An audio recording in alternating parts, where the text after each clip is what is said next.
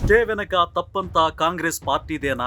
కాంగ్రెస్ ప్రభుత్వంపై నిందలు, రాజకీయ లబ్ధి కోసం ఆడిన డ్రామా అంటున్న ప్రతిపక్షాలు, స్థానిక ఎన్నికల నుంచి తప్పించుకోవడానికేనన్న విమర్శలు. బీసీలకు 42% రిజర్వేషన్లు కల్పిస్తూ తెలంగాణ ప్రభుత్వం జారీ చేసిన జీవో నెంబర్ 9 పై హైకోర్టు స్టే ఇచ్చింది. ఒక రకంగా తెలంగాణ ప్రభుత్వం ప్రయత్నానికి గట్టి ఎదురుదెబ్బ తగిలినట్టే. పైకి చూస్తే రేవంత్ సర్కార్ బీసీలకు రిజర్వేషన్లు ఇవ్వడం కోసం గట్టిగానే పోరాడినట్టు కనిపిస్తోంది. కానీ బీసీ సంఘాల్లోని ఓ వర్గం గాని లేదా ప్రతిపక్షాలు గాని ఇదంతా కాంగ్రెస్ పార్టీ ఆడిన డ్రామాగా ప్రచారం చేస్తున్నాయి.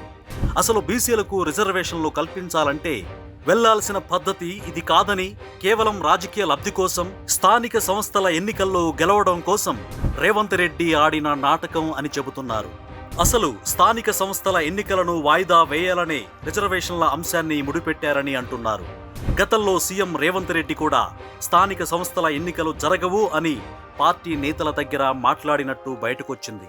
అంటే రిజర్వేషన్ల అంశం ఇప్పట్లో తేలదు అని రేవంత్ రెడ్డికి కూడా తెలుసన్నమాట. కాకపోతే కోర్టేమో కండిషన్ పెట్టింది. సెప్టెంబర్ 30వ తేదీలోపు స్థానిక సంస్థల ఎన్నికలు పెట్టాల్సిందేనని తీర్పు ఇచ్చింది.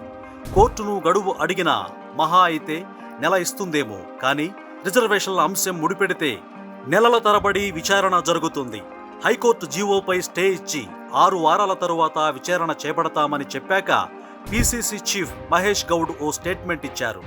బీసీలకు 42% రిజర్వేషన్లు ఇచ్చే స్థానిక సంస్థల ఎన్నికలకు వెళ్తాం అన్నారు. అంటే రిజర్వేషన్లు ఎప్పుడు ఖరారవుతాయి, ఎన్నికలకు ఎప్పుడు వెళ్తారు, ఇదంతా కాంగ్రెస్ వ్యూహం అనేవారు లేకపోలేదు. బీసీలకు రిజర్వేషన్ల విషయం అధికార కాంగ్రెస్ చిత్తశుద్ధితో వ్యవహరించకపోతే పోరాటానికి దిగుతామంటున్నారు బీసీవై పార్టీ అధ్యక్షులు బోడే రామచంద్ర యాదవ్. ఇప్పటికే ఎన్నో పార్టీలు ఎన్నోసార్లు బీసీలతో ఆటాడుకున్న విషయాన్ని బీసీవై పార్టీ గుర్తు చేస్తోంది.